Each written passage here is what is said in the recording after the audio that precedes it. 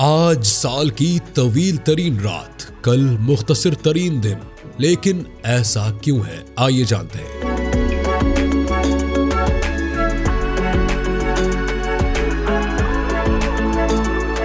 आज साल की तवील तरीन रात है और आज शुरू होने वाला दिन 22 दिसंबर साल का मुख्तसर तरीन दिन होगा। माहिरीन फलकियात बताते हैं कि साल की सबसे लंबी रात और सबसे छोटे दिन का ये मौका हर साल दिसंबर के महीने में आता है और इसकी तारीखें मुख्तलिफ हो सकती हैं। माहिरीन फलकियात ने बताया है कि साल 2025 की सबसे लंबी रात आज 21 दिसंबर और 22 दिसंबर की दरमियानी रात है। आज की रात पूरे साल की तवील तरीन रात और कल 22 दिसंबर साल का मुख्तसर तरीन दिन होगा। माहिरीन फलकियात के मुताबिक तवील तरीन रात का आगाज रात 8:03 से हुआ। आज शब जमीन के शुमाली निस्फ कुर्रे में साल की तवील तरीन रात होगी और पीर का दिन यानी आज का दिन साल का मुख्तसर तरीन दिन होगा और कराची में रात 13 घंटे 25 मिनट जबकि दिन 10 घंटे 35 मिनट पर मुश्तमिल होगा।